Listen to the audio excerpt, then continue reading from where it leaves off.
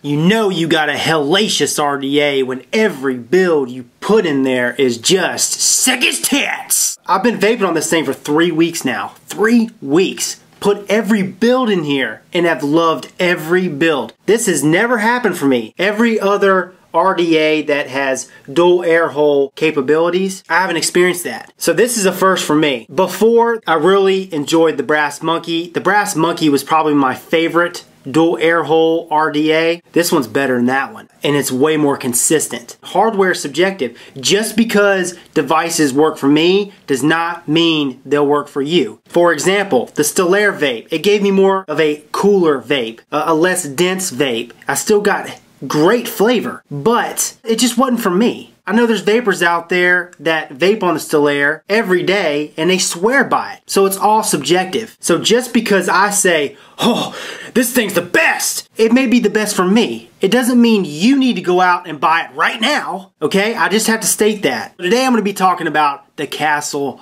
RDA. Now what I'm gonna do is I'm gonna vape on her, I'm gonna talk about the pros and the cons, and then we're gonna dive down, I'm gonna show you guys all the parts, this thing broken apart, put back together, all the goods. Right now, I've got a dual coil build in here because it's a dual coil system.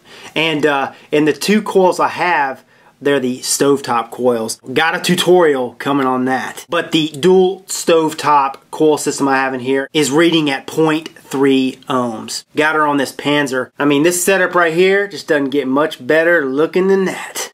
Oh yeah.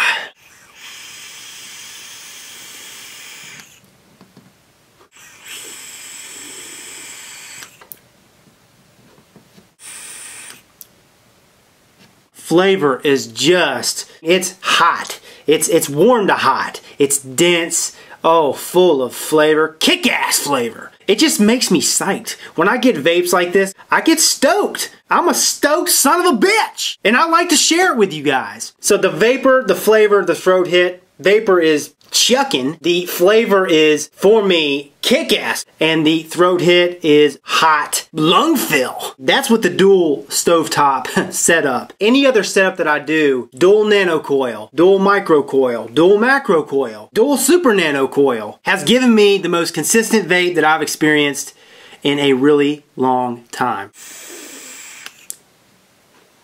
Damn! The most consistent RDA I've used to date. Another pro, it's got an adjustable copper contact at the base of the 510 connection. Super conductive. The adjustable airflow, I think, is freaking cool. It's got the dual sleeve, just like a lot of these other adjustable airflows, but you have these notches, which I'll show you guys in a close-up, and it makes it super easy. You've got adjustable airflow control. You've got 2 holes on the outer shell, and then you've got 6 holes on the inner shell. So you got 3 options: 1.5 millimeter dual air hole, 2 millimeter dual air hole, or you got 2.5 millimeter dual air hole. It's a 22 millimeter dripper, so any mechanical mod that I put this thing on looks, I mean, slick. Every drip tip that I've used for this device, his fit has been compatible. Every device that I've tried to screw the Castle on has sit flush. 510 connection threads, smooth as butter. This thing is made of 304 stainless steel, food grade. Another pro, this thing has not leaked on me one bit out of the base. Now, I saw in some previous reviews, previous batches from last year, people were having issues with these O-rings being super loose. Not for me.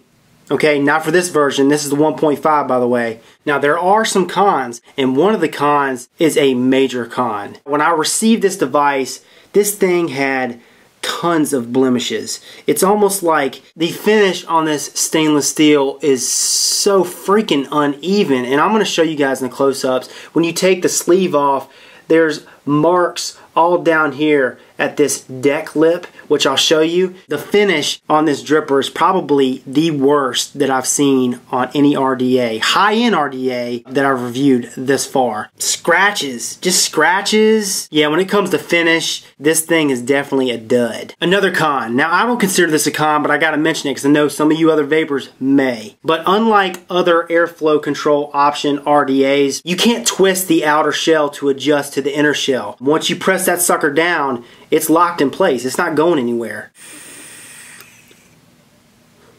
Another con, and I gotta mention this because I love my single coils, but for those of you guys who are single coilers and you do not prefer dual coil setups, this device is definitely not for you. But that being said, this gives me the best vape that I've ever had on any dual coil system. I could see myself getting used to this and going straight dual coil, but it's the only system that's given me a vape like this. But I still gotta mention that as a con. So now I think it's time for us to go ahead, go down in the close-ups. Here is the Castle RDA broken down.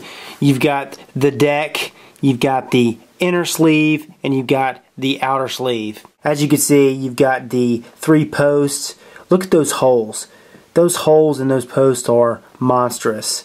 I mean, I was able to fit dual 22 gauge macro coils in these holes. It's got the Phillips head screws. You've got the 2 O-rings right here. Super tight fit. And as you can see, there's a blemish right there. That's just the beginning, what I'm going to talk about. But yeah, the finish on this device, got these burrs, these scratches. They're all over it. Here's the 510 connection. 510 connection threads are smooth as butter. You've got the copper connection down here, which is adjustable. And here's the serial number, 2535 VS VapeSmith. But the deck is super deep. Look at that. It's almost a dent. You see that? How it dents in right there? It's not smooth all the way around the edge. They really messed up on machining this RDA, but nevertheless, this thing vapes like a monster, which is the funny part. But the deck is super deep. Here's the outer shell. You've got the 2 air holes, one on this side, one on the other, as you can see right through there. Look how uneven the finish is. I know it's pretty bright exposure, but if you could see it, there's scratches all over this device.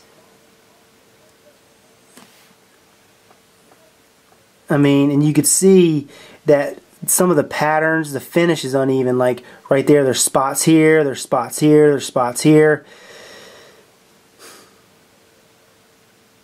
There's the logo right there, the Castle logo.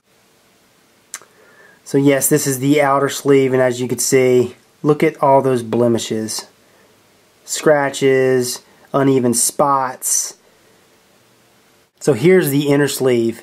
And you've got 6 air holes, smallest to largest, 1.5 millimeter, 2 millimeter, 2.5 millimeter. And then on the other side, straight across, 1.5, 2, 2.5 millimeter. You've got these 2 O-rings to hold the outer shell in place. And here are these notches right here. And this is what I really like about it.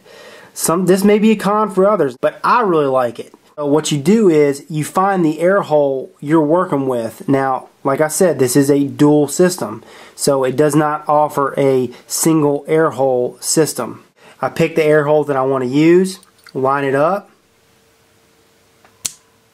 okay, and as you can see, the only way it's going to go down all the way is if you line these notches with that notch, okay. See how it's not lined up completely, and once you line it up, it'll slide into place and boom.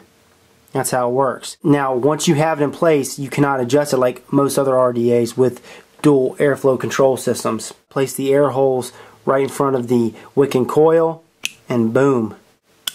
Alright, so that is the Castle RDA. Where did I purchase this and how much was it? I purchased this device from a company called MrEliquid.com. The Castle RDA from MrEliquid.com was $85. Now, do I think it's worth it? Even though the finish is just absolute dudley, I definitely think it's worth it. I mean, the vape experience that I'm getting off this thing is just astounding. I'm gonna have to overlook the blemishes. This is Rip Trippers, and remember, smoking is dead, vaping is the future, and the future is now.